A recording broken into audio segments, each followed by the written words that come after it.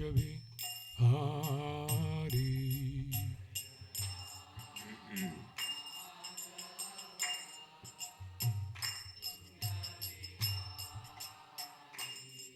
जय राधा माधव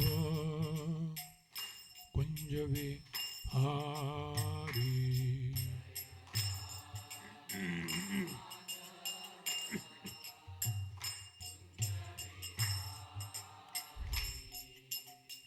गोपीजन वल्लभ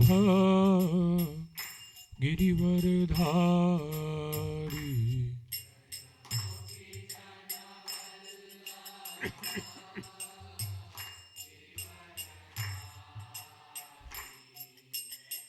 गोपीजन वल्लभ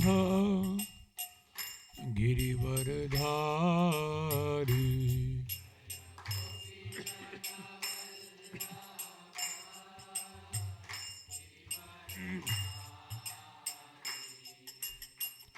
यशोदानंदन ब्रज जन रंजन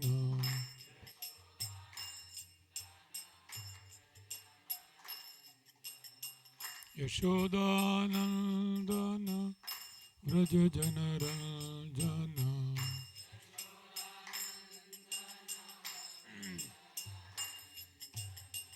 यमुना तीर वनचारी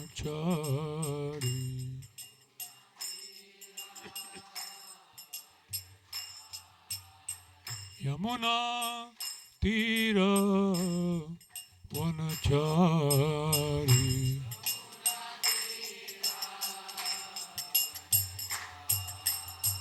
जय राधा माधव कुंज बिहारी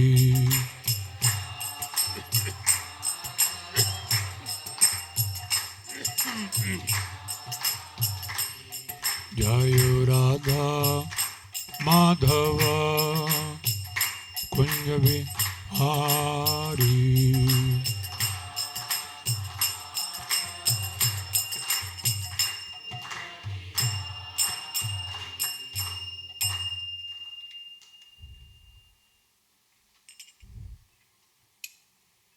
जय श्री श्री राधा माधव की, श्री निताय गौरचंद्र की, श्रील प्रभुपाद की, अनंत कोटि वैष्णव वृंद की, निताय गौर प्रेमानंदी।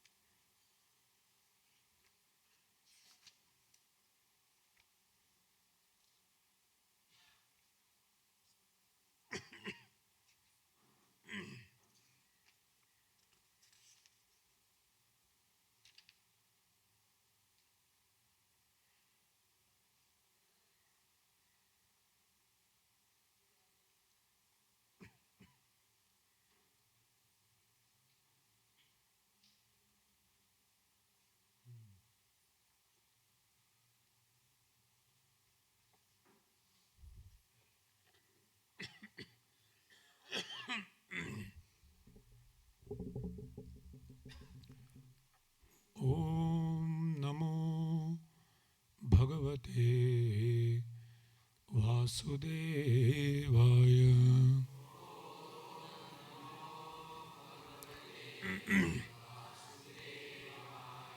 ओम नमो भगवते वासुदेवाय।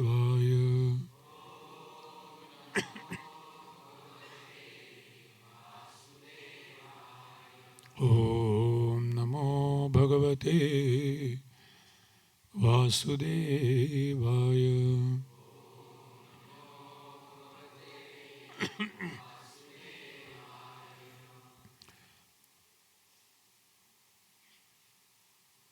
नारायणं नमस्कृत्य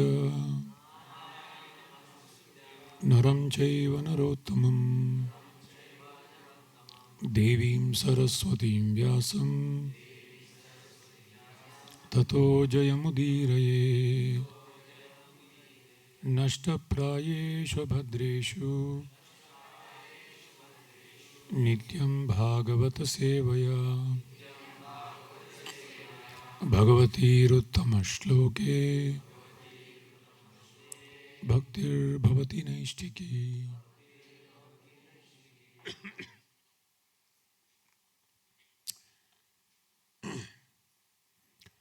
आज हम श्रीमद् भगवद गीता के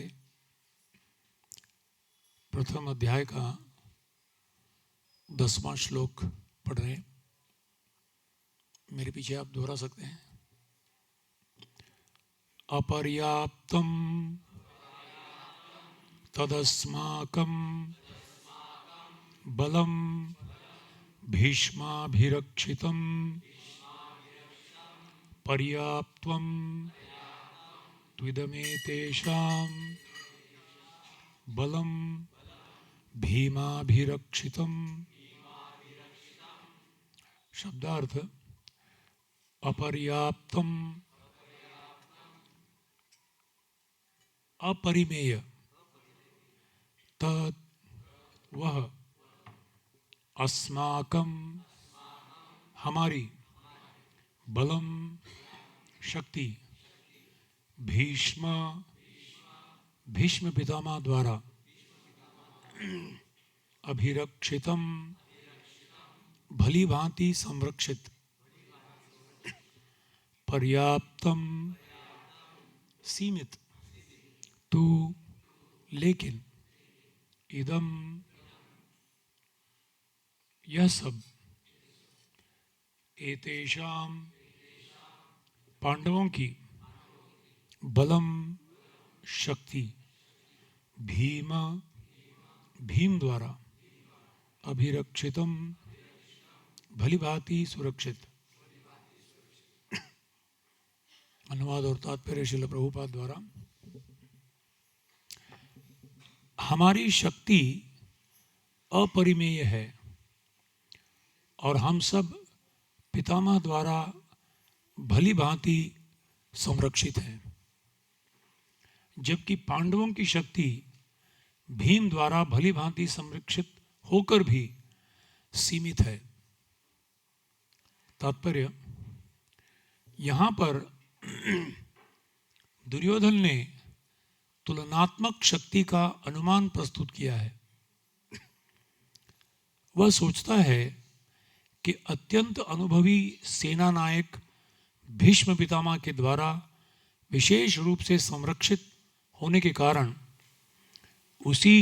उसकी सशस्त्र सेनाओं की शक्ति अपरिमेय है। दूसरी ओर पांडवों की सेनाएं सीमित है, क्योंकि उनकी सुरक्षा एक कम अनुभवी नायक भीम द्वारा की जा रही है, जो भीष्म की तुलना में नगण्य है। दुर्योधन सदैव भीम से ईर्ष्या करता था, क्योंकि वह जानता था कि यदि उसकी मृत्यु कभी हुई भी तो वह भीम के द्वारा ही होगी। किंतु साथ ही उसे दृढ़ विश्वास था कि भीष्म की उपस्थिति में उसकी विजय निश्चित है, क्योंकि भीष्म कहीं अधिक उत्कृष्ट सेनापति हैं। वह युद्ध में विजयी होगा, यह उसका दृढ़ निश्चय था।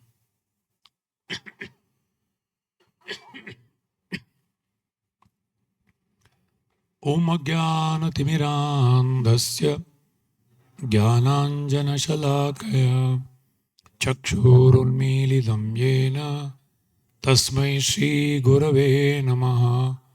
श्रीचैतन्यमनोभीष्टं स्थापितं येन भूतले स्वयं रूप तदा मह्यं ददाति स्वपदान्तिकं।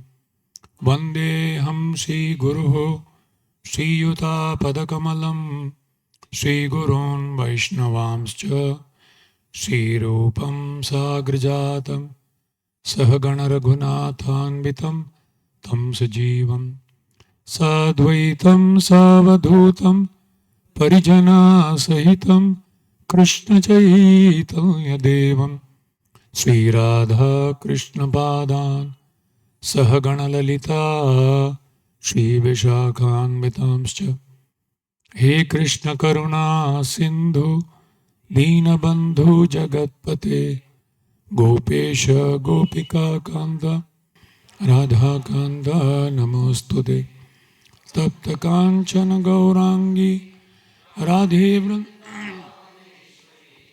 वृषभानुसुते देवी प्रणमामि हरिप्रिये वाञ्छाकल्पतरुभ्यश्च कृपा सिन्धुभ्य एव च पतितानां पावने वैष्णवेभ्यो नमो नमः। जय श्री कृष्ण चैतन्य प्रभु नित्यानंद श्री अद्वैत गदाधर श्रीवासदि गौर भक्त हरे कृष्ण कृष्ण कृष्ण हरे हरे राम राम हरे हरे।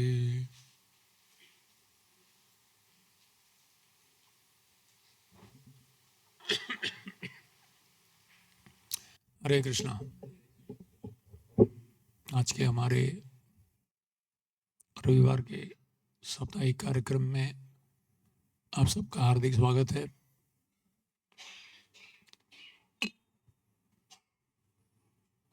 अभी नवरात्रि का सीजन है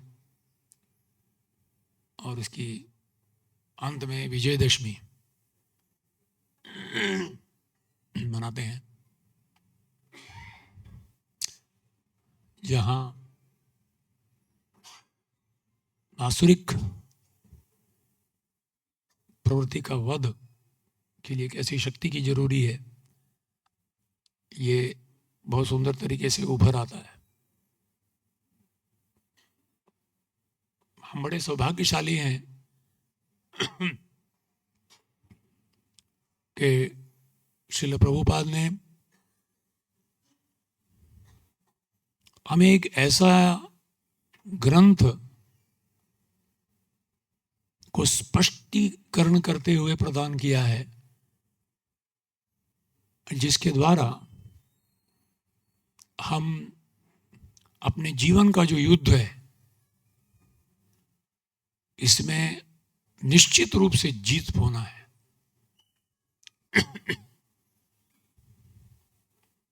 कौन जीतता है? सब तो हारने वाले, सब तो मरने वाले। कोई यहां नहीं मरने वाला हाथ उठाइए। मरने वाला तो सब है, पर मृत्यु के पहले अगर हम ये जन्म मृत्यु जरा व्याधि का जो संसार का चक्र है उसको जीत लेते हैं,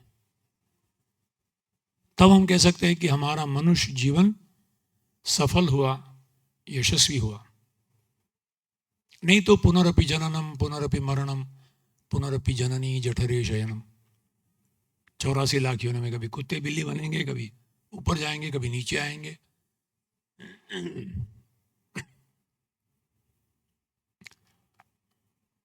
और इस भौतिक संसार के जो बद्ध जीव हैं सारे 84 लाख योनियों में, इनका उद्धार करने के लिए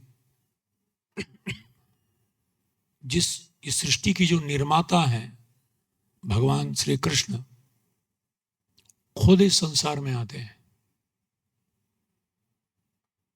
और हम जैसे लोगों के बीच चलते फिरते एक न केवल एक आदर्श उदाहरण दिखलाते हैं कि कैसे जीना है, पर जाते जाते एक ऐसा उनका दिव्य संदेश छोड़ के जाते हैं जिस संदेश को अगर एक व्यक्ति श्रद्धापूर्वक भक्ति भाव से दृढ़ निश्चय के साथ अगर सुनता है योग्य व्यक्तियों से, प्रामाणिकता से उसको समझने का प्रयास करता है और यथाशक्ति अपने जीवन में उतारने का प्रयत्न करता है, तो निश्चित रूप से जो लाभ अर्जुन को भगवान की उपस्थिति में मिली, वही लाभ हमको आज मिल सकती है। ये गीता की महिमा है। ये गीता सर्वोच्च जो धर्म ग्रंथ है वेदों के, इसमें से सबसे उत्कृष्ट और श्रेष्ठ माना गया है। क्यों इसको सबसे श्रेष्ठ माना गया है? या स्वयं पद्मनाभस्य मुखपद्माद् विनिश्चितः, साक्षात श्री कृष्ण से मुख से निकला हुआ है।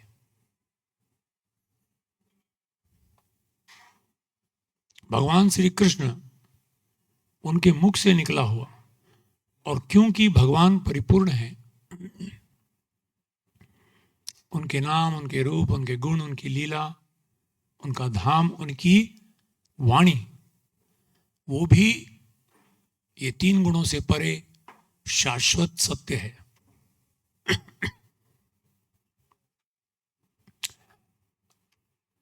और इसकी शुरुआत में एक सुंदर प्रसंग के द्वारा एक बहुत ही महत्वपूर्ण सीख हमें सिखाया जा रहा है।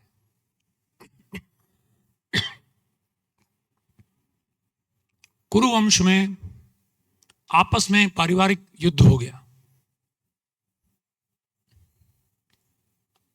सब कुरुवंश के ही हैं, धृतराष्ट्र, पांडु, विदुर, ये सब एक ही परिवार के हैं।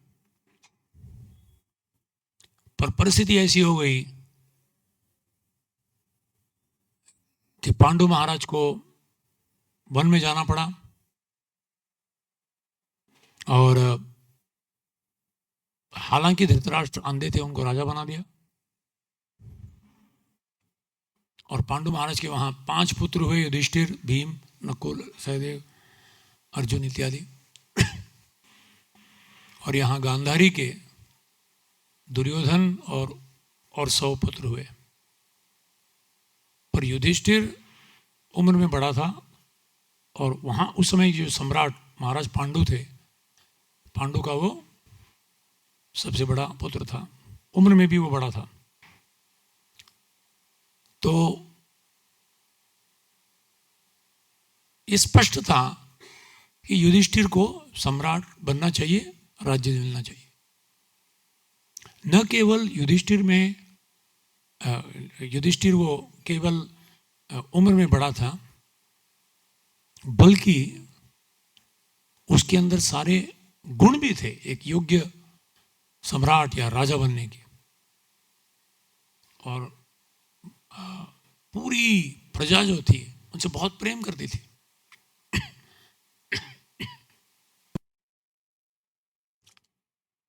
पर दुर्योधन से सहा नहीं गया, और दुर्भाग्यवश उनके पिता धृतराष्ट्र, वो भी,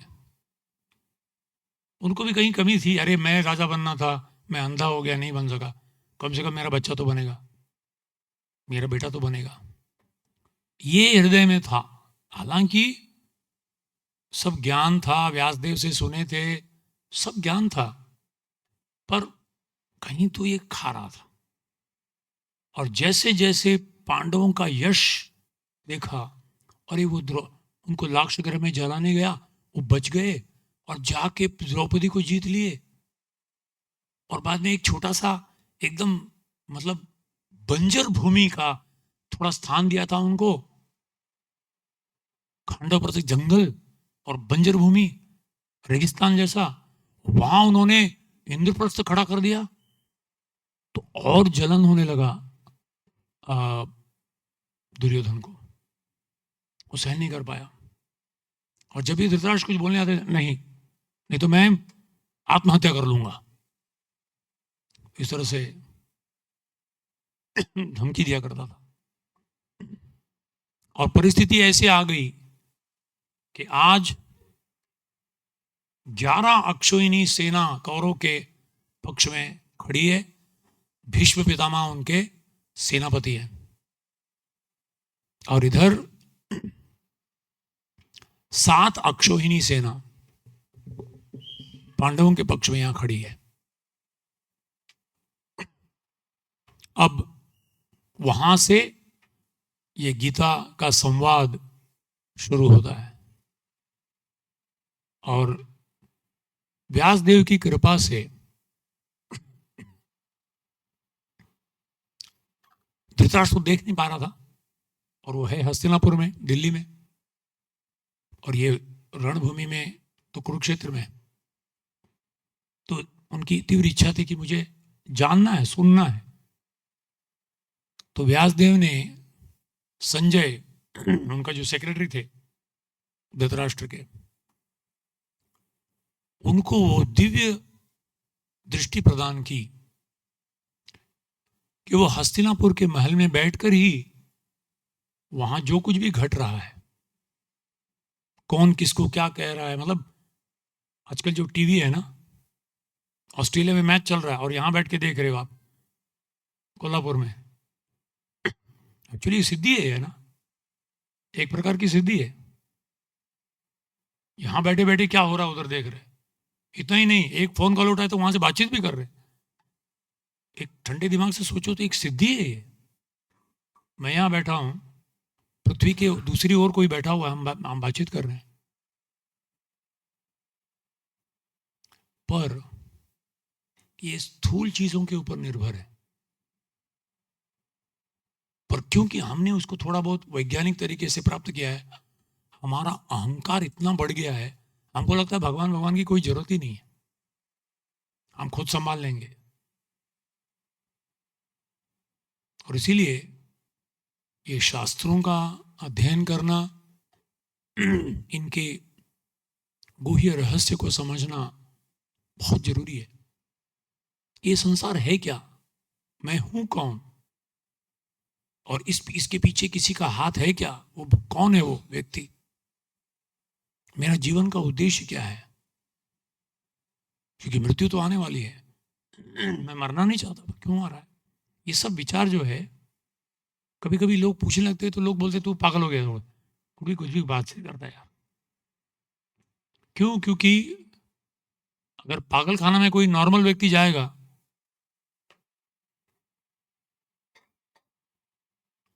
तो पागलों को लगेगा ये पागल हो गया, सीधा सीधा रहता है वो, कुछ भी बड़बड़ कुछ भी बोलता रहता है, तो सही बात बोल रहा है। तो ये प्रश्न जो है अथा तो ब्रह्म जिज्ञासा, ये स्वाभाविक है, पर उसको हम सोचने का छोड़ दो बस। तो गीता की शुरुआत में एक बहुत ही महत्वपूर्ण एक सीख दिया जा रहा है, और वो सीख क्या है, भौतिक दृष्टि और आध्यात्मिक दृष्टि में अंतर क्या है। तो यहां धृतराष्ट्र पूछ रहा है संजय से, धर्म क्षेत्रे कुरुक्षेत्रे समवेता युयुत्सवः मामकाः पांडवाश्चैव किम अकुर्वत संजय। संजय, धर्म क्षेत्र कुरुक्षेत्र में मेरे और पांडव के, देखिए राजा बना है, पूरे प्रजा को अपना मानना चाहिए, बोले नहीं, मेरे बच्चे और पांडु के बच्चे, ये उसका दृष्टिकोण है शारीरिक स्तर पर। जनस्य मोहोयम अहम ममेति, बड़ा स्वार्थी, बड़ा दृष्टिकोण उसका, बहुत ही केवल स्वार्थ, बस मैं और मेरा। अरे तुम राजा हो, पूरे प्रजा तुम्हारी संतान है, तुम्हारे बच्चे हैं, उनका संरक्षण होना चाहिए, तुम कैसे भेदभाव कर सकते हो। नहीं, तो यहां दुर्बलता नजर आती है उसकी। मामका पांडवाश्चैव किम अकुर्वत, अरे युद्ध के लिए आए हैं, क्या किया, अब क्या किया मतलब क्या, खाना बैठने गया उधर, अगर 4 लोग दारू पीने वाले संडे के दिन बार के अंदर घुस रहे हैं और हम पूछते हैं अंदर जाके क्या किया उन्होंने, क्या क्या भगवत गीता पढ़ा क्या? अरे दारू पीने पियक्कड़ लोग हैं, बार में जा रहे हैं तो पियेंगे वो। तो ये प्रश्न क्यों पूछ रहे धृतराष्ट्र? किम कुर्वत युयुत्सव, लड़ने के लिए आए हैं, इतने सालों से तैयारी हो रही है और आज सामने खड़े हुए हैं, बच गया, सब तैयार हो गया, क्या कर रहे हैं, क्या कर रहे हैं? क्योंकि धृतराष्ट्र के मन में अभी भी एक आशा थी, एक छोटी सी आशा की किरण, नहीं मेरे पुत्र को राजा बनना चाहिए और पांडवों की सेना को नष्ट हो जाना चाहिए। पर उसकी बुद्धि कह रही थी कि ये नहीं होने वाला, पर उसका हृदय कह रहा था हो जाए तो अच्छा है। इसीलिए प्रश्न पूछ रहा है।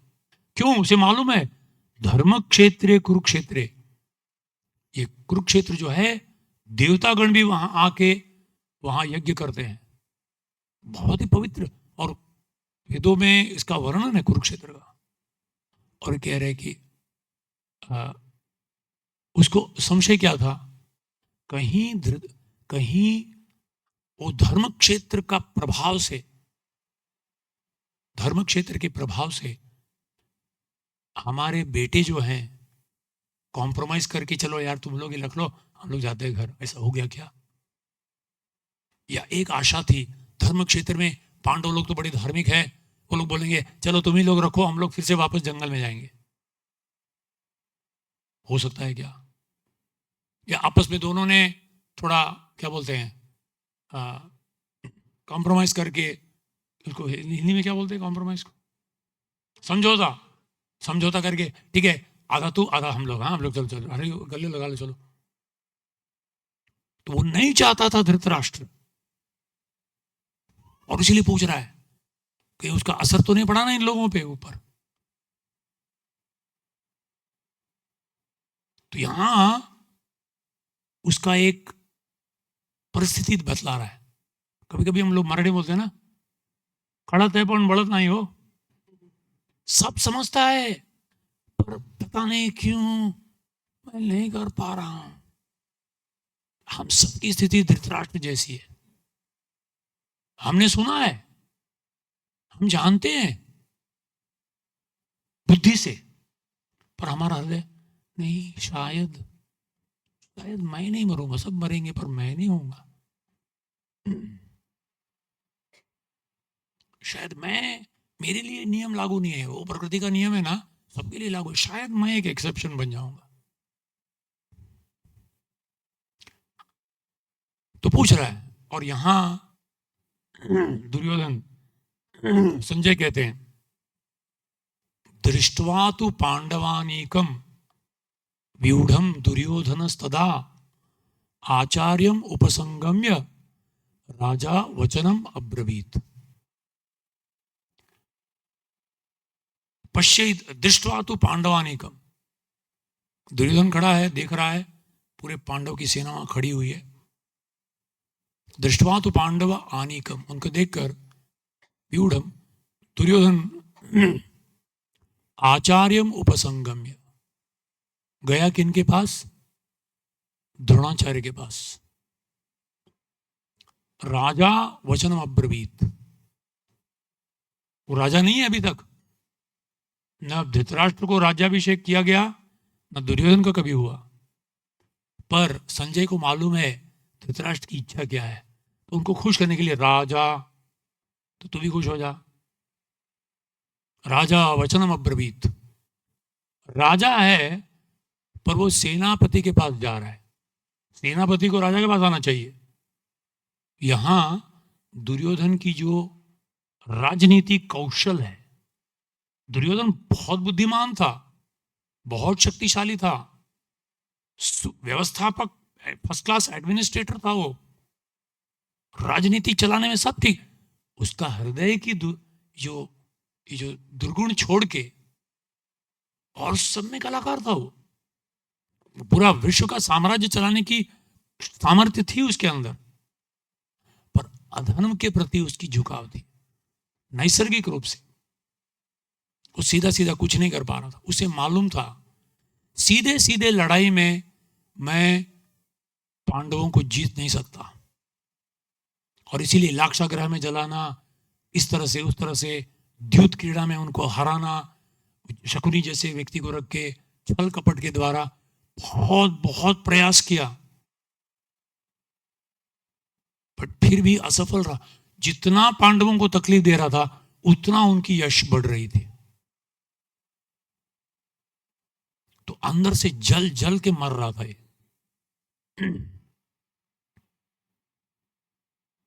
मैंने एक ट्रक के पीछे देखा, वो ट्रक के पीछे लिखा था ना, कभी कुछ तो लिखा रहता है जलो,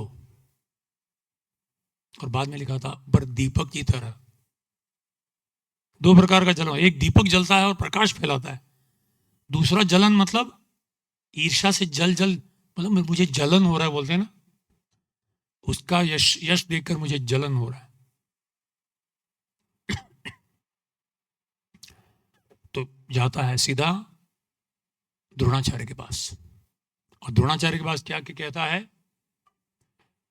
पश्यैतान पांडुपुत्राणाम आचार्य महतीम चमूम व्यूढ़ाम द्रुपद पुत्रेण तव शिष्येण धीमता।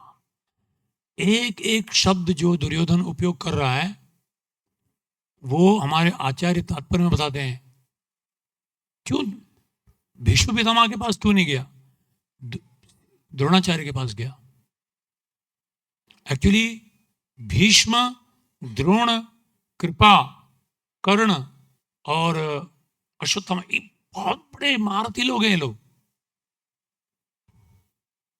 इसीलिए उसको विश्वास था मेरे पास वो शक्ति है जीतने की।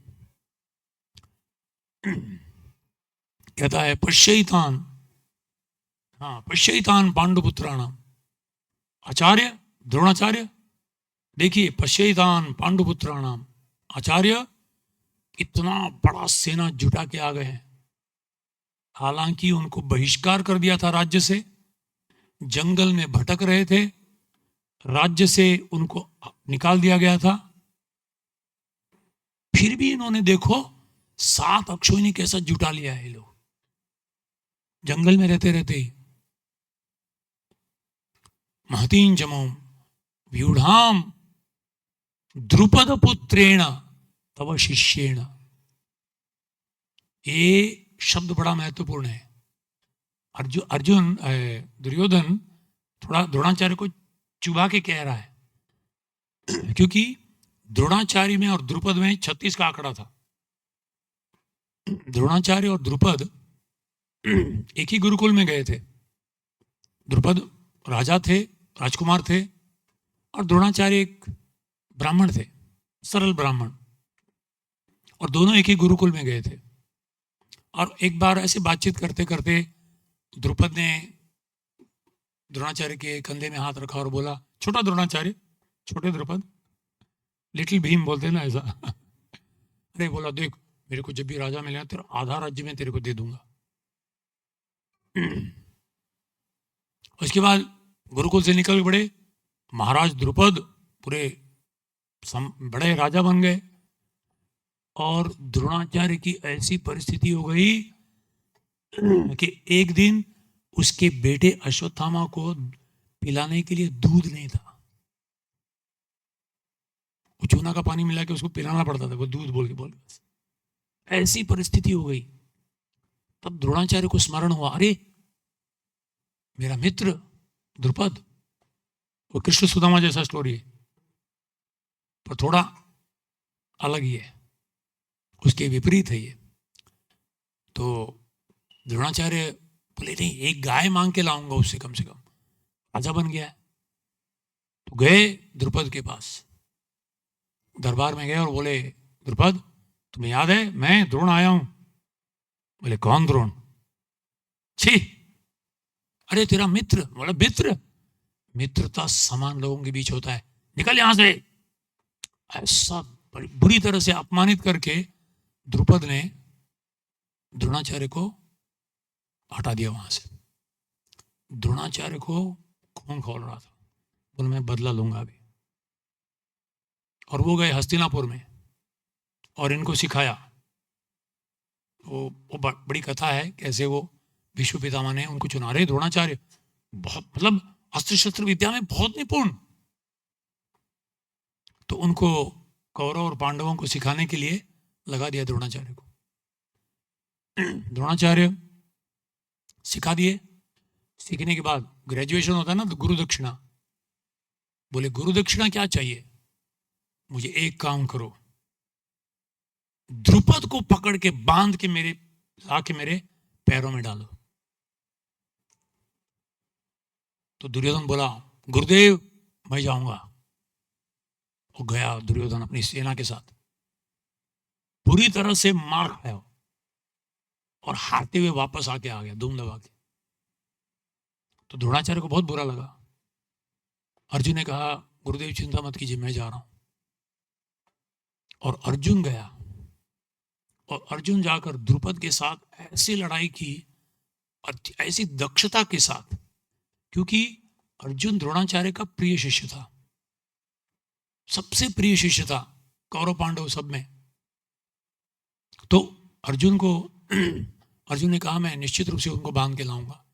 और इसी तरह से द्रुपद की सेना को हराकर द्रुपद को बांध कर लाया और द्रोणाचार्य के चरणों में उनको रख दिया। और द्रोणाचार्य ने कहा द्रुपद,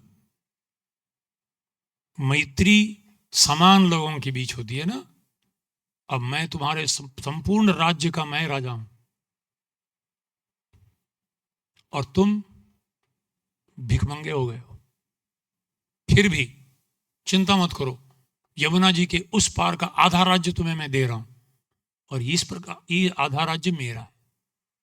आज हम बोलते हैं ना गुरुग्राम, गुड़गांव बोलते हैं ना, गुड़गांव, वो गुरुग्राम है। वो द्रोणाचार्य वहां रहते थे, इसीलिए वहां का जो मेट्रो स्टेशन है उसका नाम द्रोणाचार्य लिख दिया गया है। तो ये जो गुरुग्राम है वो एक्चुअली गुरुग्राम द्रोणाचार्य का था।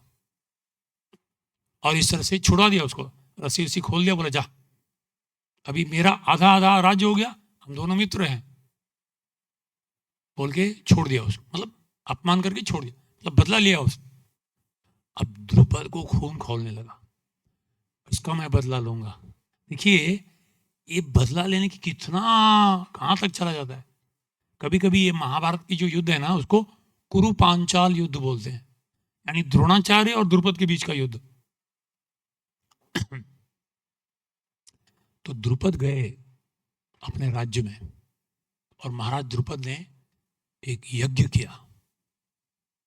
यज्ञ करके उसमें से उस ब्राह्मणों को कहा कि यज्ञ से एक ऐसा व्यक्ति उत्पन्न होना चाहिए जो द्रोणाचार्य को वध करेगा। और उसमें से निकले धृष्टद्युम्न। धृष्टद्युम्न जो थे वो द्रुपद के पुत्र थे, और मालूम है ये उत्पन्न ही हुआ है यज्ञ से उन्हें मारने के लिए। पर द्रुपद को अच्छा लगा। अर्जुन ने यार, मतलब द्रुपद के अंदर वो स्पोर्ट्समैन स्पिरिट भी था, हालांकि अर्जुन से हार गए, बोले क्या लड़ता है यार, उसने मेरे को हरा दिया। बोले उस यज्ञ में से और एक ऐसी औरत, ऐसी स्त्री निकले जो अर्जुन के साथ मैं जिसका विवाह कराना चाहता हूं, और उसमें से द्रौपदी निकली।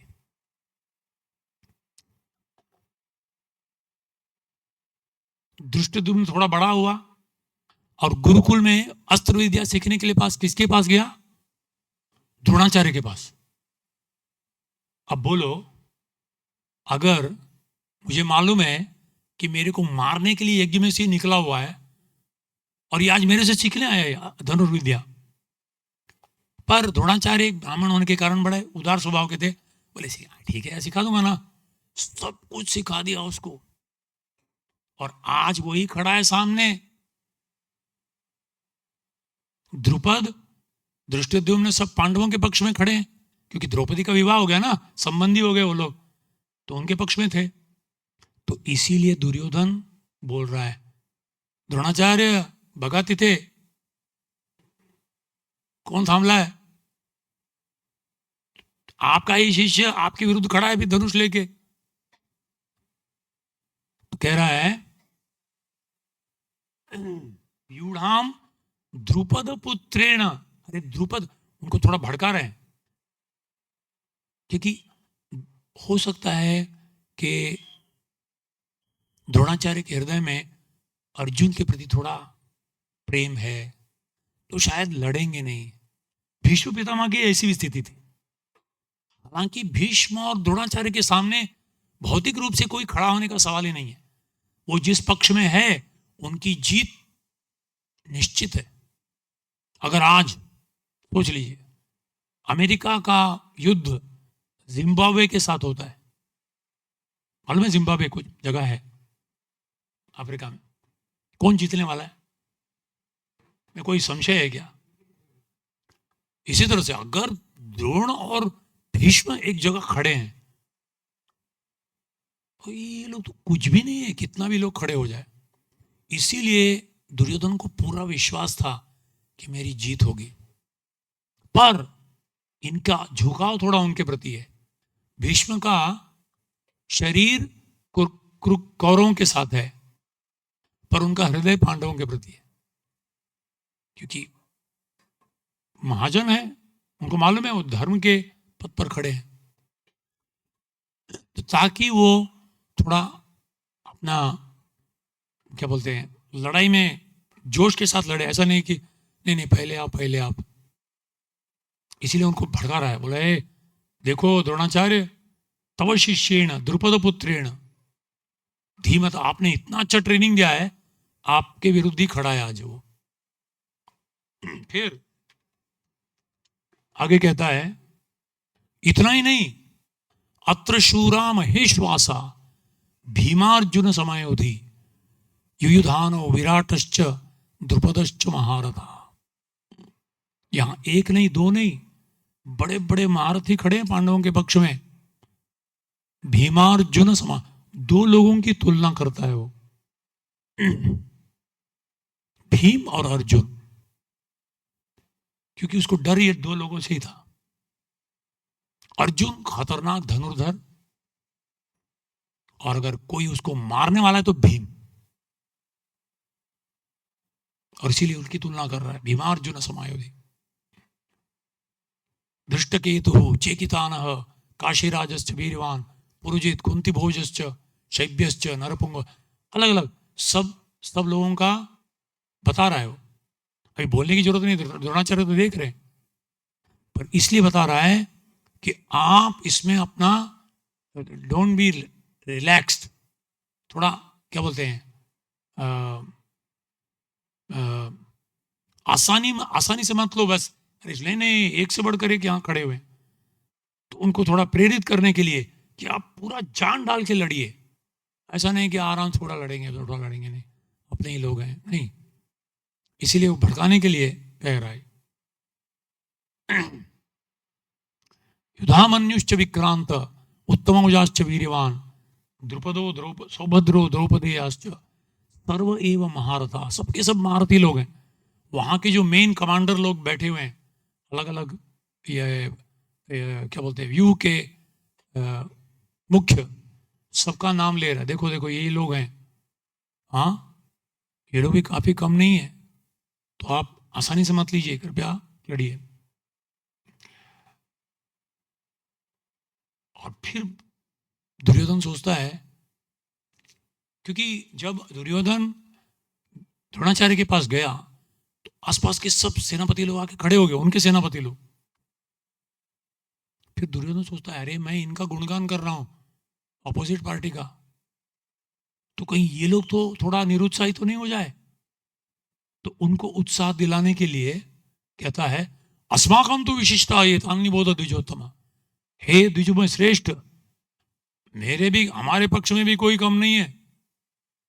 नायका मम सैन्यस्य संज्ञार्थम त्वान ब्रवीमिते, मेरे सैन्य में इतने महारथी जो हैं उनका भी मैं नाम ले रहा हूं। तो इनका भी थोड़ा उत्साह बढ़ाने के लिए मतलब स्ट्रेटेजिकली बड़े डिप्लोमेटिक राजनीतिक तरीके से सबको प्रोत्साहन करने के लिए। फिर कहता है भवान भीष्मश्च कर्णश्च कृपश्च समितिंजयः अश्वत्थामा विकर्णश्च सौमदत्तिस्तथैव च। एक एक का नाम ले रहा है। सबसे वरिष्ठ कौन है पूरे कुरु पक्ष में? भीष्म पितामह। सेनापति कौन है? भीष्म पितामह। पर सबसे पहले नाम किसका लिया दुर्योधन ने? द्रोणाचार्य का। भवान, फिर बोले भीष्मश्च। क्यों बोला? क्योंकि उसको मालूम था कि द्रोणाचार्य को ऐसा नहीं लगना चाहिए कि अरे उसको खड़ा कर दिया मेरे को। और द्रोणाचार्य ब्राह्मण है और ये क्षत्रिय है, तो इनका गुणगान करेंगे तो इनको बुरा नहीं लगेगा, इनको गुणगान करेंगे तो इनको बुरा लगेगा। मतलब पॉलिटिक्स में सबको खुश करना है, सबको साथ, सबका साथ सबका विकास करना है, इतना आसान नहीं है। उसको भी थोड़ा खुश करो, इसको बुरा लगे तो इसको भी खुश करो, 4-5 सीट उसको दे दो। तो कितना राजनीतिक में निपुण है, जाके बोल रहा है भगवान आप, भीष्मश्च कर्णश्च। कर्ण है ही नहीं उधर। कर्ण ने वचन लिया था जब तक ये बूढ़ा भीष्म आपकी सेना में लड़ता रहेगा तब तक मैं नहीं लड़ूंगा, जिस दिन ये मरेगा तब मैं लड़ूंगा। क्योंकि कर्ण को इतना अहंकार था, बोला अरे मैं लड़ूंगा और इसको यश मिलेगा, मुझे नहीं चाहिए। तो कर्ण ने बोला था जिस दिन भीष्म पितामह गिरेंगे अगर, तो मैं लड़ूंगा, नहीं तो मैं नहीं लड़ूंगा। 10 दिन तक कर्ण लड़ा नहीं। हालांकि कहता था कि दुर्योधन मेरा प्राण से भी प्रिय मित्र है। पर कर्ण का नाम क्यों लिया? बताने के लिए कि भाई वो भी है हमारे पक्ष में, सिर्फ पेविलियन में खड़ा हुआ है वो, बस 12th मैन। कृपश्च, कृपाचार्य। अश्वत्थामा, अश्वत्थामा का नाम क्यों लिया? ताकि द्रोणाचार्य को पता लगे उनका पुत्र है। विकर्णश्च, और विकर्ण ऐसे महारथियों में नहीं है, पर विकर्ण एक व्यक्ति था जब द्रौपदी का निर्वस्त्र हो रहा था, कौरवों में एक व्यक्ति ने भी बातचीत नहीं किया, किसी ने उंगली नहीं उठाया, सिर्फ विदुर और कौरवों के पक्ष से विकर्ण। हालांकि दुर्योधन का भाई था वो, पर विकर्ण ने हाथ आवाज उठाई, बोले तुम जो कर रहे हो गलत है, ये अधर्म है, ये नहीं होना चाहिए। तो दुर्योधन को डर था कि कहीं लास्ट मोमेंट में पलटी मार के वहां तो नहीं चले जाए वो, क्योंकि युधिष्ठिर महाराज ने बोला युद्ध के पहले, बोला मेरी सेना से कोई भी व्यक्ति, आजकल जाते हैं ना इधर से उधर, इधर से उधर, ये पार्टी से उधर, ये कोई नई बात नहीं है। तो युधिष्ठिर महाराज पहले ही बोल दिए, देखो शंख बजा, और युधिष्ठिर महाराज ने 1 मिनट की घोषणा की, मेरे पक्ष से कोई भी व्यक्ति अगर उधर जाना चाहता है तो जा सकता है, और वहां से कोई भी व्यक्ति आना है तो आ सकता है। कब? युद्ध शुरू होने के पहले। एक बार युद्ध शुरू हो गया फिर पलटी नहीं मारने का। तो बोले ठीक है। विकर्ण का नाम इसलिए लिया, हालांकि वो महारथियों में एक नहीं है, ताकि वो खुश हो, ताकि वो थोड़ा उसको भी अच्छा लगे, हाँ मेरा नाम भी लिया, रजिस्टर में मेरा नाम भी है, उम्मीदवार। तो कहते हैं अन्ये च बहवः शूरा मदर्थे त्यक्त जीविता। इतने सारे लोग हैं मेरे लिए प्राण देने के लिए तैयार हैं, यानी उसके मुंह से ही निकल रहा है सबके सब मरने वाले हैं। बोल ऐसे रहा है मेरे लिए प्राण देने, मतलब मेरे पक्ष में इतने लोग हैं, पर इनडायरेक्टली हमारे आचार्य बोलते हैं उसने पहले ही मैच मतलब बोल दिया, पहले ही घोषणा कर दी कि जितने लोग खड़े सब मेरे लिए मरने वाले। मदर थे त्यक्त जीविता नाना शस्त्र प्रहरणा सर्वे युद्ध विशारदा। सबके युद्ध विशारद हैं ये लोग। और फिर आज का श्लोक आता है। क्योंकि हमारे पास भीष्म है, द्रोण है, कृपाचार्य है, अश्वत्थामा है, जिनके पास ऐसे ऐसे अस्त्र हैं, तो कुछ भी नहीं है सामने वाले। केवल एक अर्जुन है जिसने इंद्रलोक में जाके बहुत सारा इधर उधर अस्त्र ला के रखा है। वो एक थोड़ा डर था उनको, भीम को, अरे दुर्योधन को, पर उसे विश्वास था कि जहां भीष्म पितामह खड़े, अरे परशुराम जी के साथ उनका युद्ध हुआ और परशुराम 21 दिन लड़ने के बाद परशुराम जी को प्रसन्न किया भीष्म ने। तो भीष्म ऐसे महान योद्धा, हालांकि उम्र में बहुत बड़े हो चुके थे, पर उनकी शक्ति कमी नहीं थी, तो इसीलिए पूरा विश्वास था उसको। और इसीलिए कह रहा है अपर्याप्तम तद अस्माकम, में हमारा पक्ष जो है बहुत ही शक्तिशाली है। अपर्याप्त मतलब अपरिमित, असीमित। क्यों? बलम भीष्माभिरक्षितम, भीष्म के द्वारा सुरक्षित है। पर्याप्तम तुदमे तेषाम बलम भीमाभिरक्षितम, भले भीम कितना भी शक्तिशाली हो, भीष्म पितामह के सामने वो कुछ भी नहीं है, तो ऐसे उड़ा देंगे उसको। तो एक बहुत महत्वपूर्ण चीज हमें यहां सीखने को मिल रहा है हमारे आचार्यों की कृपा से। सामान्यतः हम अपनी शक्ति और अपना जो भी सुरक्षा भौतिक चीजों पे रखते हैं। हमारे पास इतना पैसा है, हमारे पास इतना क्या बोलते हैं कनेक्शन है, सबका पहचान है, हमारे पास ये है, हमारे पास वो है, हमारे पास ये है, और ये हमारी रक्षा करेंगे।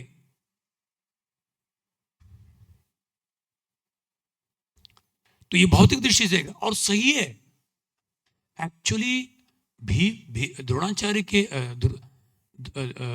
दुर्योधन के कहने में गलती नहीं है। 11 अक्षौहिणी सेना,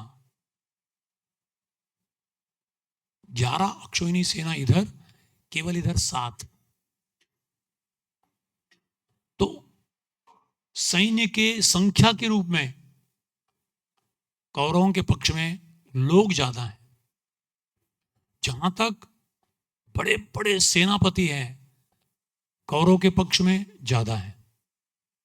जहां तक अद्भुत दिव्य अस्त्रों का सवाल है, कौरवों के पक्ष में ज्यादा है, पांडवों के पक्ष में कम है।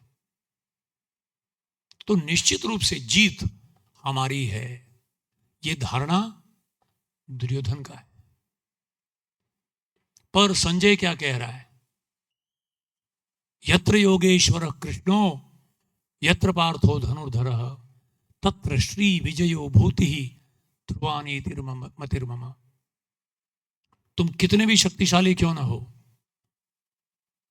अगर तुम अधर्म के पक्ष में हो तो निश्चित रूप से तुम्हारा हार होने वाला है, केवल समय की बात है। और अगर तुम धर्म के पक्ष में हो, यतो धर्मः ततो कृष्णः, यतो कृष्णः ततो जयम। जहां धर्म है वहां कृष्ण है, जहां कृष्ण है वहां विजय, जय है, जीत है।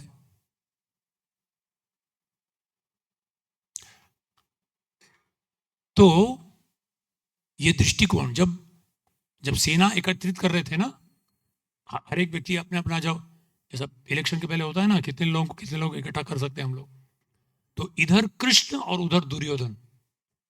कृष्ण पांडवों के पक्ष में लोगों को एकत्रित कर रहे थे और उधर दुर्योधन जाके हर लोगों। दुर्योधन ने क्या किया? शल्य यानी कौन? माद्री के भाई, यानी नकुल सहदेव के मामा, वो पूरी सेना लेकर पांडवों के लिए सहायता करने के लिए आ रहे थे। तो दुर्योधन ने क्या किया? उनके लिए इतना बड़ा सुंदर टेंट बनाया, उनके रहने के लिए, खाने के लिए, पीने के लिए, हर जगह, हर रोज रात को एक एक बड़ा बड़ा टेंट का योजना। और शल्य को लगा, अरे वाह, युधिष्ठिर ने मेरे लिए इतना अच्छा इंतजाम किया। तो मन ही मन उन्होंने सोचा, जिस व्यक्ति ने भी मेरे लिए इतना सुंदर इंतजाम किया है, मैं उसके लिए मैं पूरा अपना जान दूंगा। तब दुर्योधन आया, बोला मी केला थे, मैंने किया है सब। और शल्य को इस तरह से उन्होंने, दुर्योधन ने अपने पक्ष में ले लिया। इस तरह से छल कपट करके सबको अपने पक्ष में ले रहा था। कृष्ण भी कुंती को लेकर कर्ण के पास गए और बोला, कर्ण, तुझे मालूम है तू सबसे बड़ा पांडव है, युधिष्ठिर का भी तू बड़ा, सबसे बड़ा भाई है तू, वैसे भी तू लड़ने नहीं वाला जब तक भीष्म नहीं है, तो क्यों ना हमारे पक्ष में आ जा तू। नहीं, मी नाही येणार। नमक खाया है, ठीक है, अब गोली खाए। तो लॉयल्टी को क्या बोलते हैं हिंदी में? हाँ, वफादारी। वफादारी बहुत अच्छा गुण है, पर वफादारी किसके लिए? Misplaced loyalty. मैं वफादार हूं, मर जाऊंगा, पर किसके लिए मर रहे हो भाई? और उसका परिणाम भी वही हुआ। तो दोनों एकत्रित कर रहे थे। अब सवाल आया, कृष्ण की जो सेना है द्वारका में, उसको कौन लेगा? तो दुर्योधन को पता लगा उनके जासूस से कि अर्जुन जा रहा है कृष्ण को अपनी नारायणी सेना लेने के लिए। 1 करोड़ सेना थी, नारायणी सेना, जो कभी हारी नहीं थी। तो दुर्योधन को पता लगा, रातों रात वो शॉर्टकट लेके पहले पहुंच गया द्वारका। जाके कृष्ण लेटे हुए थे अपने कक्ष में, सीधा अंदर घुस गया, दरवाजा खटखटाना कुछ नहीं, सीधा अंदर घुस गया। वो लेटे हुए, ठीक है, जाके सर के पास ही बैठ गया, आंख खोलेंगे तो मैं दिखूंगा मैं। और थोड़ी देर बाद अर्जुन आया, क्योंकि वो थोड़ा लंबा रूट आराम से आ रहा था बेचारा, ये शॉर्टकट लेके आ गया। और उधर से अर्जुन आया। अर्जुन भगवान के चरणों के पास, स्वाभाविक रूप उसका स्वभाव है, जाके चरणों के पास बैठा। तो गद्दे ऐसे लेटे हुए हैं भगवान कृष्ण, और चरणों के पास अर्जुन, और सर के ऊपर एकदम सीधा सर के पास बैठा हुआ है, राह देख रहा है, आंख खोले तो मैं पहले दिखूंगा। तो भगवान ने आंखें खोली। आंख खोलता है तो आदमी ऊपर नहीं देखता ना, सामने देखता है। तो बोले, अरे अर्जुन तुम आए? मैं भी आया हूं। बोला, ओ अच्छा अच्छा दुर्योधन तुम भी हो, अरे वाह, आप दोनों भाई एक साथ आ गए, क्या बात है? बोले, दोनों ने कहा बस सबसे मिलने आए। अर्जुन, दुर्योधन ने कहा मैं पहले बताता हूं, मैं पहले आया। बोले हाँ बोल। अभी युद्ध होने वाला है, आपको मालूम ही है, मैं चाहता हूं कि ये पूरी सेना आपकी हमारे साथ लड़े। तो अर्जुन भी हाथ जोड़ के वहीं खड़ा हुआ था। तो भगवान को समझ गया, कृष्ण को समझ गया कि दोनों उसी लिए आए हैं। तो कृष्ण ने कहा, एक काम करते हैं, मैं अपने आप को ना 2 भागों में बांट लूंगा, क्योंकि मैं तुम दोनों को प्रेम करता हूं। समोहम सर्वभूतेषु न मे द्वेषोस्ति न प्रिय। मेरे कोई प्रिय नहीं है, मेरे कोई ये अप्रिय नहीं है, नहीं, दोनों। मैं एक काम करता हूं, मैं अपने आप को 2 भागों में बांट लेता हूं। एक और मेरी नारायणी सेना, 1 करोड़ शक्तिशाली ट्रेन्ड वॉरियर्स, ऐसे योद्धा, और दूसरी ओर मैं अकेला, और वो भी अस्त्र शस्त्र नहीं उठाने वाला, मैं सिर्फ ऐसे बैठे रहूंगा बस। अच्छा, तो पहले कौन पूछेगा? पहले का चॉइस अर्जुन को दूंगा मैं। नहीं, ये गलत है, मैं पहले आया था। बोले तू पहले आया था, पर पहले मैंने उसको देखा, और वो छोटा है, छोटे को पहले खुश करना, तो बड़ा है। हाँ मुझे मालूम था कृष्ण तुम ऐसे ही हो, चालाकी कपटी हो तुम, ये वो कुछ। और दुर्योधन को लग रहा था यार गया, टॉस हार गया मैं, अभी ये पूरा ले लेगा नारायणी सेना। पर अर्जुन ने क्या कहा, प्रभु मुझे आप चाहिए, लड़ो या नहीं लड़ो, शस्त्र लो या नहीं, आप चाहिए। दुर्योधन बोला, मतलब उसका मुंह खुल गया आधा, उसके हृदय में फुल्ले फूट रहे थे, वाह गधा कहीं का, टॉस जीता और फिर भी हार गया। एक ग्वाले को ले रहा है, बोलता वो भी शस्त्र वस्त्र नहीं लेने वाला। और पर बाहर से अर्जुन क्या, दुर्योधन ने कहा ठीक है तुम वो लेगा, ठीक है मैं नारायणी, कि इससे पहले कि मन बदले चला गया वो बस, ठीक है ना नारायणी सेना मेरा, हाँ ठीक है मैं आ रहा हूं, सब भेज देना आ रहा हूं। खुशी खुशी जा रहा था दुर्योधन। तो किसी ने, एक कवि ने बहुत सुंदर से इसको, इस प्रसंग को लिखा है कि कृष्ण ने अर्जुन की ओर देखा, अर्जुन क्या किया तूने, अरे तेरे को टॉस जीता के दिया था मैं, फिर भी तू क्या कर दिया। तो कृष्ण ने अर्जुन की ओर ऐसा देखा मानो कह रहे हो, अर्जुन हार निश्चित है तेरी, हरदम रहेगा उदास, हार निश्चित है तेरी, हरदम रहेगा उदास, माखन दुर्योधन ले गया, बस छाछ बची तेरे पास। अरे यार नारायणी सेना उधर ले गया, मैं लड़ूंगा भी नहीं, मैं खड़ा रहूंगा बस। तो अर्जुन ने कृष्ण की ओर देखा, मन ही मन मानो ये कह रहा हो, प्रभु जीत निश्चित है मेरी, दास हो नहीं सकता उदास, जीत निश्चित है मेरी, दास हो नहीं सकता उदास। अरे माखन लेकर क्या करूं जब माखन चोर है मेरे पास। तो जो भौतिक दृष्टि से देखते हैं, जिनको आध्यात्मिक दृष्टि नहीं होती, उनको लगता है मेरे पास बल है, मेरे पास धन बल, बाहुबल, सैन्य बल, बुद्धि बल। अरे ये सब देने वाला वही है, बलम बलवताम चाहम बुद्धिर बुद्धिमताम अस्मि। प्रभुपाद जी कहते थे हमारे जितनी भी शक्तियां या गुण हैं वो सब शून्य के बराबर है और कृष्ण एक के बराबर है। अगर आपके पास 4 शून्य है और उसमें 1 लगा दो पहले, तो कितना हो जाएगा? 10,000। 5 लगाओ तो 1 लाख, 6 लगाओ तो 10 लाख, और लगाओ तो 1 करोड़, 10 करोड़। जब तक 1 है तो जितना भी शून्य लगाओ उन शून्यों का मूल्य है। पर अगर लाखों शून्य हो, 1 अगर हटा दो, सब मिलके शून्य ही बस। तो प्रभुपाद जी का कहना था ये श्रद्धा है, और भक्ति की शुरुआत होती है ये श्रद्धा से। और जब तक ये श्रद्धा नहीं होगी हमारे हृदय में कि अगर कृष्ण हमारे पक्ष में है तो निश्चित रूप से हमारी जीत होगी। क्योंकि आध्यात्मिक जीवन एक संघर्ष है। इस संघर्ष में काम, क्रोध, लोभ, मोह, मद, मात्सर्य, रजो, तमोगुण जो है भीष्म द्रोण जैसे खड़े हुए उधर। ऐसा लगता है कि हमारा कोई चांस ही नहीं है जीतने का, नो क्वेश्चन।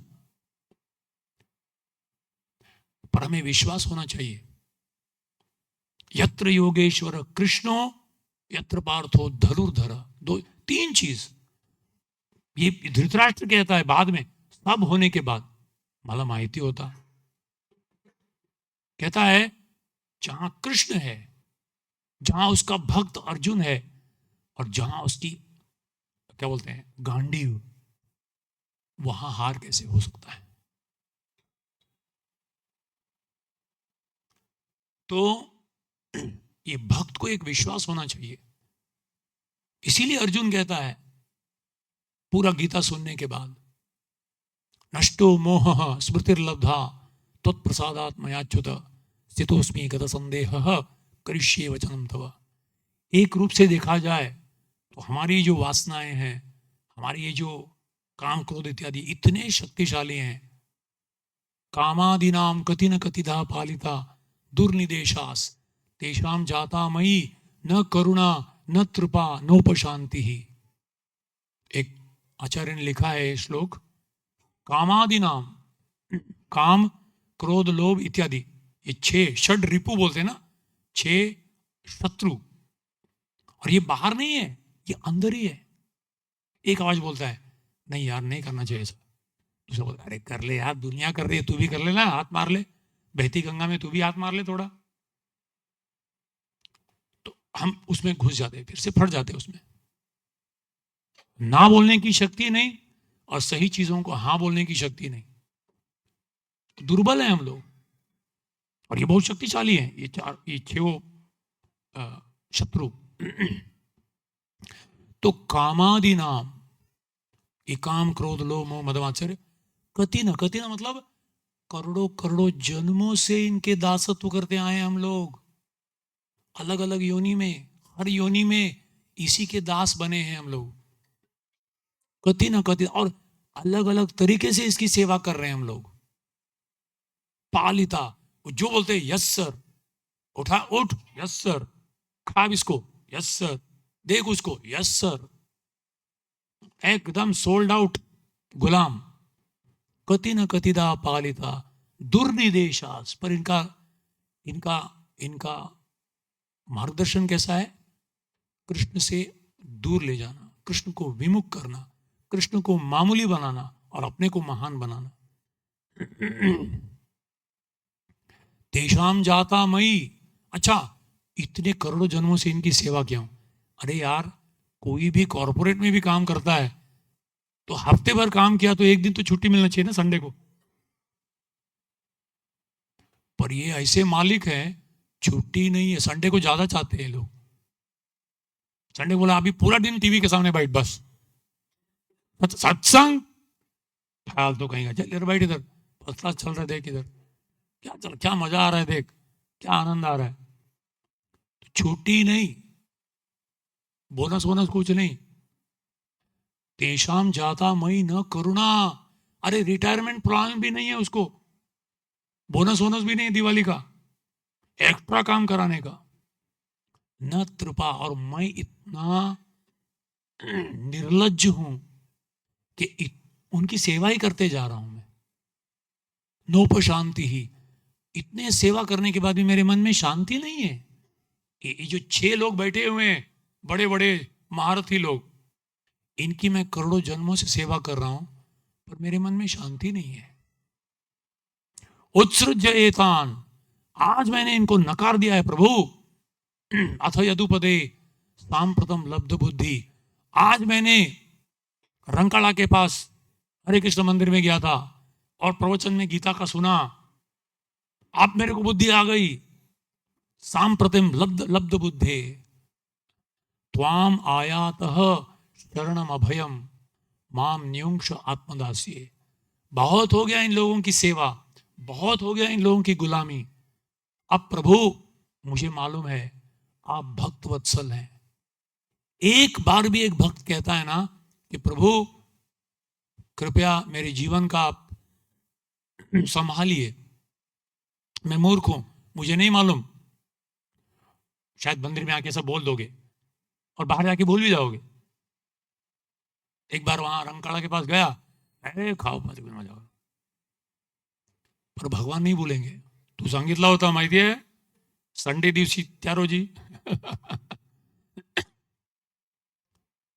मुझे मालूम है कि आप वैकुंठ को छोड़कर इस संसार में आते हो, हम जैसे बद्ध जीवों को, और अपने व्यक्तियों को भेजते हो आप इस संसार में, अपने संदेश को देते हो। तो अब मैं फिर से वहां नहीं जाऊंगा। अब मैं सब उनसे, उस गुलामी से हटकर अब मैं आपके अभय चरण जो है उनके चरण में मैं आया हूं। माम न्युंक्ष आत्मदासी, अब आपकी सेवा में मुझे लगाओ, क्योंकि ये सेवा है नेहा विक्रमनाशोस्ति प्रत्यवायो न विद्यते स्वल्पमप्यस्य धर्मस्य त्रायते महतो भयात्। जो अपने शरीर के स्तर पर कमाया है शरीर के साथ चला जाएगा, वो रहेगा पर आप चले जाओगे। पर जो आत्मा के स्तर पर कमाया हुआ है भगवान के साथ भक्ति का, ये नेहा विक्रम नाशोस्ति, इसका कभी नाश नहीं होगा, प्रतिभा कभी घटेगा नहीं वो। स्वल्पमप्यस्य धर्मस्य, और थोड़ा भी आपने भगवान के साथ अपना संबंध जोड़ा, त्रायते महतो भयात, सबसे बड़ा भय, शोक मोह और भय, ये तीन ऐसा नकारात्मक भावना है जो आदमी को इतना गूंथ लेता है कि उसका कभी कभी तो आदमी सुसाइड कर लेता है ना इसी चीजों में आके। शोक मोह और भय, और ये संदेश सूर्य के समान है, स्पष्ट बता, और ये शाश्वत संदेश है, ये केवल आज के लिए नहीं। करोड़ों साल पहले इमम विवस्वते योगम, करोड़ों साल पहले सूर्यदेव को भगवान ने बताया था, और आज के बाद भी केवल भारत लोगों के लिए नहीं है, हर व्यक्ति के लिए, हर जीव के लिए, हर समय के लिए, हर परिस्थिति के लिए ये लागू है, और इसीलिए ये दिव्य ग्रंथ है। तो इस तरह से इन श्लोकों में बहुत सुंदर तरीके से हमारे आचार्यों ने स्पष्ट बतलाया है कि ये कौरव सेना है, ये पांडव सेना है, आप किधर जाना चाहते हो, और आप बीच में हो, हम सब बीच में हैं, और इसीलिए हमको गीता सुना। और बहुत सुंदर की बात है,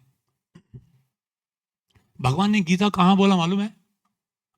दोनों के बीच में आए पहले, इधर कौरव इधर पांडव, देखेंगे और यहां नहीं, इधर कौरव खड़े हैं इधर पांडव खड़े हैं। भगवान ने ऐसी इंतजाम की कि अर्जुन कहता है दोनों के बीच में मुझे ले जाओ, मुझे देखना है कौन कौन है उधर। अरे लड़ना तो यार कौन कौन देखना, क्या चेहरा क्या देखने का भी? बोले नहीं नहीं ले जाओ मेरे को, क्योंकि भगवान ही अर्जुन को एक माध्यम बनाकर हम जैसे बद्ध जीवों के लिए ये संदेश देना चाहते थे कि हम सब अर्जुन जैसे हैं, हम सब बीच में खड़े हुए हैं। इधर कौरव सेना है जो भौतिक रूप से शक्तिशाली है, बहुत ही आकर्षक है, और हमारी आशा है कि निश्चित रूप से इनका जीत होगा, क्योंकि सब रूप से देखा जाए तो ये लोग शक्तिशाली है। और एक और पांडव सेना है जो बाह्य रूप से बहुत दुर्बल लगती है, पर क्योंकि कृष्ण है वहां, भले वो हथियार नहीं लिए हैं पर कृष्ण है, तो हमें पूरा विश्वास होना चाहिए कि अगर इस पक्ष में जाएंगे तो ध्रुवा यत्र योगेश्वर कृष्ण तत्र श्री, सच्चा ऐश्वर्य। श्री लक्ष्मी जी का दूसरा नाम है श्री, क्या महालक्ष्मी है ना, नवरात्रि लोग महालक्ष्मी के पास जाते। एक्चुअली क्या मांगना है हमसे महालक्ष्मी से? वो अंतरंग शक्ति है और बहिरंग शक्ति भी है। बहिरंग शक्ति मतलब दुर्गा है, धनम देही बलम देही पुत्रम देही, तुम जो मांगोगे वो मिलेगा तुमको, 100% मिलेगा, कोई संशय नहीं है।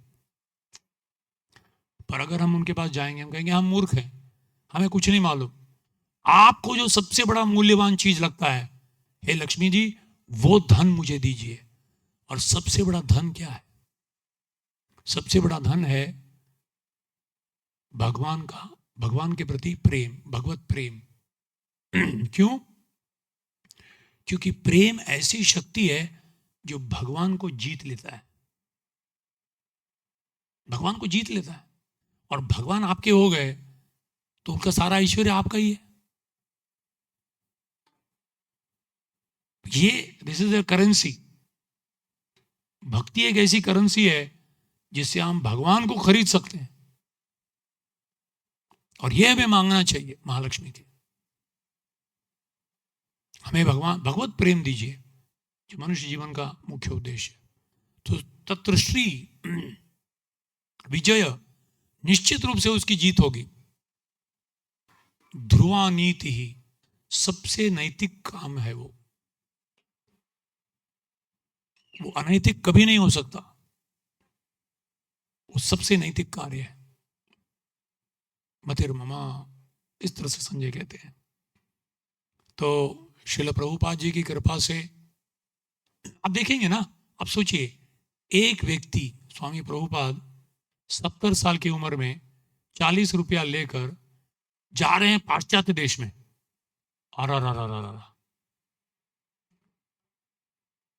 उनका भाषा कोई नहीं जानता, उनको जाने के रहने का एड्रेस नहीं है,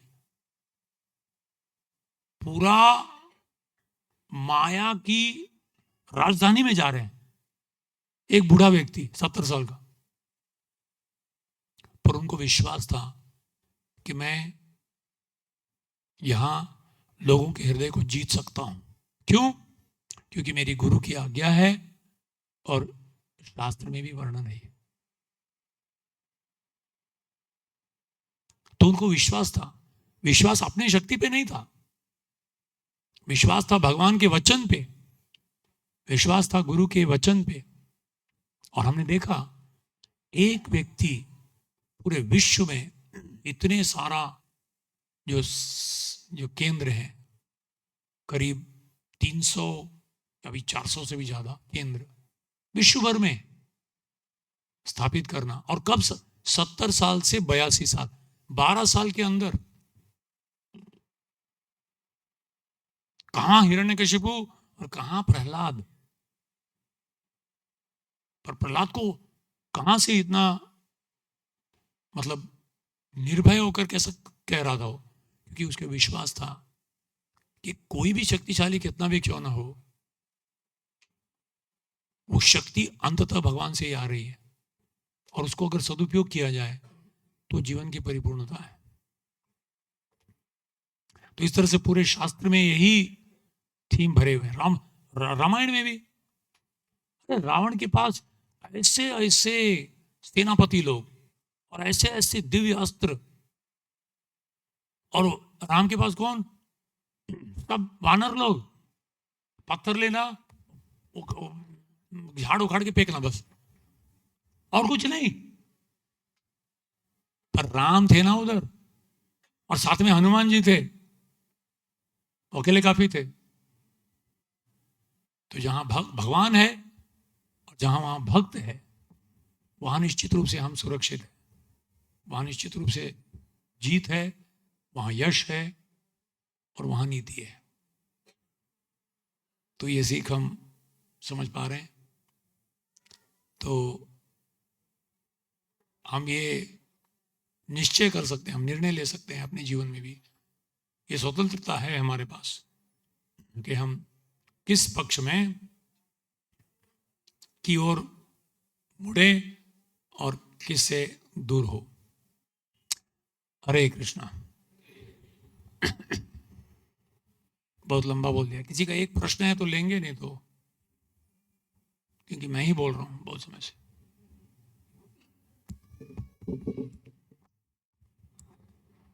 प्रश्न ये है कि यस, माइक दो जाएगा। आपके प्रश्न सबको सुनना पड़ेगा, नहीं तो। द्रुपद जो थे इतने बड़े राजा थे, तो द्रोणाचार्य ने जब सिर्फ एक गाय मांगने के लिए गए तो उन्होंने ऐसा क्यों बोला कि मित्रता बराबरी में होनी चाहिए? एक गाय ही तो मांगा था उन्होंने। इतने बड़े राजा थे, गाय देने में क्या थी? अरे सब कृष्ण सुदामा नहीं है भाई, है ना? एक मतलब जिस तरह से वो आए, बोले क्या है निकलो। हालांकि महाराज द्रुपद का ऐश्वर्य सब कुछ है, शायद ये सब वो नहीं होता तो फिर शायद महाभारत नहीं होता। एक है, पर दूसरा चीज है, बहुत अच्छा प्रश्न पूछा आपने।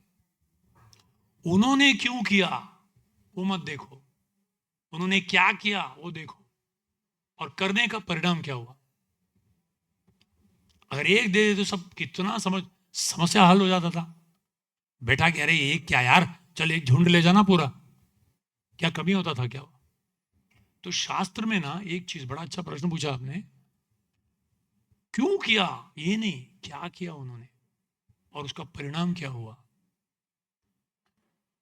तो हम धृतराष्ट्र बनना चाहते हैं क्योंकि ये जो सारे कैरेक्टर है ना महाभारत में, विदुर है, विदुर कैसा है, विरोधी पक्ष में है पर 24 घंटे धर्म के प्रति युद्ध कर रहा है वो। आप कह सकते हैं कि विदुर जी कौरव के पक्ष में थे, हाँ शारीरिक रूप से थे वो। तो ऐसे ऐसे परिस्थिति में भी एक व्यक्ति कमल जैसा वहां हो सकता है। और इसीलिए भगवान श्री कृष्ण जब शांति दूत बनकर गए तो दुर्योधन ने क्या किया था, उनको भी पटाने के लिए उसने क्या किया था, बड़ा दुशासन का घर जो था सबसे बड़ा था, वो बहुत बहुत ही मतलब ऐश्वर्यशाली, वहां उनका अरेंजमेंट किया था कृष्ण को आने के लिए, और रहने का सब इंतजाम, सोने की थाली में 56 भोग सब। भगवान देखे तक नहीं, सीधा विदुर जी के घर गए, बोले मेरे को रहना भी नहीं उधर, देखना भी नहीं है। बोला देखो देखो तुम क्या बोलते हैं, पार्शियलिटी करते हो, तुम पक्षपात करते हो, मैं तुम्हारे लिए इतना अच्छा जगह रखा हूं, वहां क्यों जा रहे हो। बोले सही बात है, मैं पांडव मुझे प्रिय हैं क्योंकि वो धर्म का अनुसार कर रहे हैं, और जो उनको अप्रिय है वो मेरे लिए भी अप्रिय है, अगर वो उनके शत्रु है तो मेरे भी शत्रु है, सीधा बोल दिया भगवान ने। और विदुर जी के घर गए, विदुर की अपेक्षा भी नहीं थी। तो हमारी परिस्थिति, हम सब, all these characters represent our own selves. Mahabharata में ना सब प्रकार के कैरेक्टर हैं। अभी भीष्म पितामह 12 महाजनों में एक, और लड़ रहे हैं कौरवों के साथ। अरे बोले यार ऐसा कैसे, यार उधर कैसे लड़ रहे हो। कभी कभी परिस्थिति ऐसे हो जाती है, पर हमारा जो मुख्य उद्देश्य है उससे भटके नहीं हो, ये बड़ा महत्वपूर्ण है। तो एक एक चरित्र महाभारत में हो या रामायण में, हम भी कई बन सकते हैं, हम भी मंथरा बन सकते हैं, या हम भी भरत बन सकते हैं। भरत जैसे चरित्र हम देखते हैं इस संसार में, पूरा त्याग किया उसने, सब कुछ होते हुए, मतलब उसके ऊपर आ गया उनको, राज्य तुम संभाल सकते हो, उनको मिल गया है, पर बोले नहीं, तो राम कह रहा है मैं रहूंगा। तो सब प्रकार के चरित्र इस संसार में हमको मिलेंगे। या who is our role model, हमें कौन सा ऐसा चरित्र है जिससे प्रेरित होकर उनके चरण चिन्हों में चलना है। सब चरित्र यहां सामने टेबल के ऊपर रख के दिए, ले तेरे को कौन सा चरित्र अच्छा लगता है। दुर्योधन की प्रवृत्ति में जा सकते हैं, जल जल के मर सकते हैं, या हम पांडवों के चरण चिन्हों में चल सकते हैं। तो अभी किस स्थिति में क्या बोला, क्यों बोला, मुझे तो नहीं मालूम, वो तो मैं यहाँ नहीं बता सकता, वहाँ वर्णन भी नहीं है, पर इतना कहा गया कि उन्होंने भगा दिया, उनको अपमानित करके निकाल दिया, पर उसका परिणाम कहाँ तक गया देखो। और मतलब एक चीज है, इसका कोई अंत नहीं है, रिवेंज बदला लेना का अंत ही नहीं है, सालों सालों कभी पीढ़ियों चलता है वो। तो ये सब सीखने वाली चीज है यहाँ इन ग्रंथों में। हरे कृष्णा। यस, एक लास्ट प्रश्न।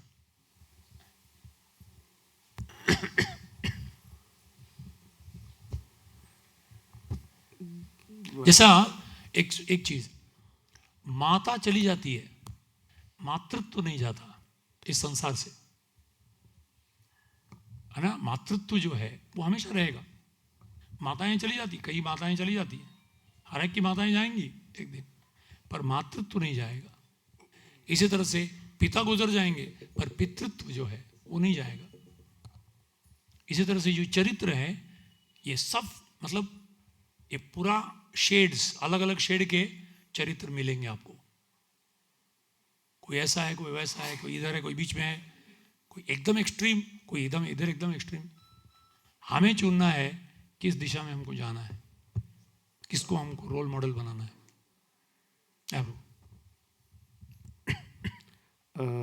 द्वापरयुगामध्ये भगवंताने अवतार घेतला, पण भगवंत असताना दुर्योधनला रूप दाखवलं, विश्वरूप. ते मान्य केलं नाही, पण अर्जुनला दाखवलं, त्यांनी मान्य केलं, म्हणजे भक्तांनी मान्य केलं. ज्यावेळेला भगवंत गेल्यानंतर त्यांना समजलं की भगवंत किती श्रेष्ठ आहेत. जसे आपले महान भक्त पण प्रभुपाद, स्वामी श्री प्रभुपाद ज्यावेळेला होते त्यावेळेला म्हणजे ते होते त्यावेळेस तुम्हाला समजलं नाही की प्रभुपाद किती श्रेष्ठ आहेत. ज्या वेळेला प्रभुपादांनी प्रचार केला किंवा कुठलेही भक्त जर आपण आता ज्याच्यामध्ये आपण जोपर्यंत आहे तोपर्यंत समजू शकत नाहीत, ज्यावेळेला ते भक्त गेल्यानंतर आपल्याला समजतं की ते किती महान आहेत. मग त्याच्यासाठी आपण आत्ताच्या रिलेशनमध्ये भक्तांचं प्रेम वाढवण्यासाठी आपण काय केलं पाहिजे? ये आपने बड़ा सुंदर प्रश्न पूछा है। देखो, दोनों को भगवान ने विराट रूप, मतलब अर्जुन को, दुर्योधन को इतना पूरा विराट रूप जो अर्जुन को दिखाया वो नहीं दिखाया, एक सैंपल दिखाया बस। बट उसने क्या कहा, ए मायावी है कोई और कर रहा है बस। मतलब एक सबसे महत्वपूर्ण चीज है, अगर एक व्यक्ति से मैं द्वेष करता हूं ना, वो अच्छा काम भी करे ना, कुछ नहीं किया, क्या किया, कौन सा बड़ा, और ये उसने 350 किलो उठाया, अरे मैं भी उठा सकता हूँ, छोड़िए। मतलब उसका गुण दिखता ही नहीं है। एक बार अगर द्वेष करने लगे, और अगर जिससे प्रेम करते हो कुछ भी किया तो अरे क्या किया यार इसने, क्या किया, तो वो स्वाभाविक है। और इसीलिए जब ईर्ष्या होता है हृदय में तो फिर समझ में ही नहीं आता है। एक बात। दूसरी बात, श्रद्धा की। भक्ति की शुरुआत होती है श्रद्धा से। अगर श्रद्धा है तो हम हाँ बुद्धि उपयोग करेंगे। ऐसा नहीं कि बस जो गया तुमने बोला काला तो सफेद, सफेद से काला, नहीं, बुद्धि उपयोग करेंगे। बट एक स्तर पर हमको we have to make the leap of faith, एक छलांग मारना ही पड़ेगा। अभी मुझे समझ नहीं आ रहा है पर फिर भी मैं करूंगा, क्योंकि मुझे विश्वास है कि ये सही है। मुझे अनुभव नहीं है अभी तक, पर मुझे विश्वास है क्योंकि मैंने देखा है, शास्त्र बता रहा है, और जिन्होंने भी इसको अपनाया है उसमें मैंने वो परिणाम देखा है। तो इसके अंदर जरूर दम है। तो वो श्रद्धा एक बहुत जरूरी है। वो दो चीज हम देख सकते हैं इसमें से। आपका लास्ट क्या था अंत में? कोणताही भक्त असेल त्याची महानता आपल्याला समजत नसते. माईक माईक माईक माईक सर्वांना ऐकू द्या. आपल्या भक्त समाजामध्ये समजा कोणताही जर भक्त असेल त्याची महानता आपल्याला समजत नाही. ज्यावेळेला तो व्यक्ती निघून गेल्यानंतर त्यावेळेला आपल्याला समजते की हा व्यक्ती म्हणजे काय चांगलं गुण आहे. पण ज्यावेळेला असताना समजत नाही, आपण अचानक समजा अपराध वगैरे केला असेल तर आपण कसं प्रेमाने प्रत्यक्ष राहिलं पाहिजे? नहीं, बहुत महत्वपूर्ण प्रश्न है ये भी। और इसीलिए क्यों, मतलब अति परिचय अवज्ञा है ना, क्यों बोलते हैं अति परिचय अवज्ञा? बार बार देखिए ये कौन है यार, यार रोज आता रहता है सुबह सुबह। तो अति परिचय अवज्ञा तब होता है जब हम भौतिक दृष्टि से चीजों को देखते हैं, पर वही शास्त्र की दृष्टि से जब देखते हैं, भाई ये कोई भी क्यों ना हो, अगर ये लक्षण दिखा रहा है ना तो उसको मैं प्रणाम करता हूं, भले वो देखने में कैसा हो मुझे नहीं मालूम। जैसे गंगा का पानी कभी कभी इतना कचरा, उसमें से मृत शरीर भी बहता रहता है, पर जिसको श्रद्धा है कि ये गंगा जल है, वो साइड में करता है, कचरे को डुबकी लगा के आता है। जो भौतिक दृष्टि देखता है, छी छी छी छी, ये मैं उतरने नहीं वाला इधर, मेरे को बीमार हो जाएगा फिर बाद में। गंगाम बसाम न खलु बुद्ध। इसी तरह से एक व्यक्ति के अंदर बाह्य रूप से कुछ ऐसा दिखता है हमको, यार ये इतना लल्लू, इसको कुछ मालूम नहीं है, एक श्लोक भी नहीं बोल पाता है, अरे हमें तो करता, ये क्या भक्त हो सकता है? तो बाह्य रूप से हम किसी को जज नहीं कर सकते, लक्षण देखना पड़ता है। और कैसा, तो मैं जब गंगा जी के सामने जाता हूं, हालांकि वहां हो सकता है थोड़ा गंदगी है, पर मैं आंखों से नहीं देखता हूं, कानों से देखता हूं। मैंने सुना है गंगा जी की महिमा भगवान के चरणों से निकली हुई है, ये पवित्र जल है। तो ऐसा थोड़ा साइड में किया, 3 डुबकी लगा, हरी बोल, वो क्या है। तो इसीलिए शास्त्र चक्षु। और दूसरी बात आप जो बोल रहे हो कि अति परिचय अवज्ञा कैसे दूर होना चाहिए, जब हम सेवा को केंद्र में रखेंगे, हम एक दूसरे की कैसा सेवा कर सकते हैं, और तब ये वैष्णव आचार जो है वो बहुत महत्वपूर्ण है। ए बल्लू, ए छोटू, ए लंबू, ए मोटू, है ना, कैसे बोलते थे ना भक्तों में भी। बट नहीं है, प्रभु जी जो भी नाम दिया है उसको दीक्षा नाम दिया, उसे नाम पुकारो उसको। तो जब अति परिचय मतलब वही, ऐसा हम भौतिक दृष्टि से देखने लगते हैं और धीरे धीरे उसकी महिमा को पहचान नहीं पाते, तो ये बहुत जरूरी है। हरे कृष्णा। श्रील प्रभुपाद की जय। श्रीमद् भगवद गीता की जय। श्री श्री राधा माधव श्री श्री निताय गौर चंद्र की, निताय गौर प्रेमानंदी। हरे धन्यवाद। हरे कृष्ण।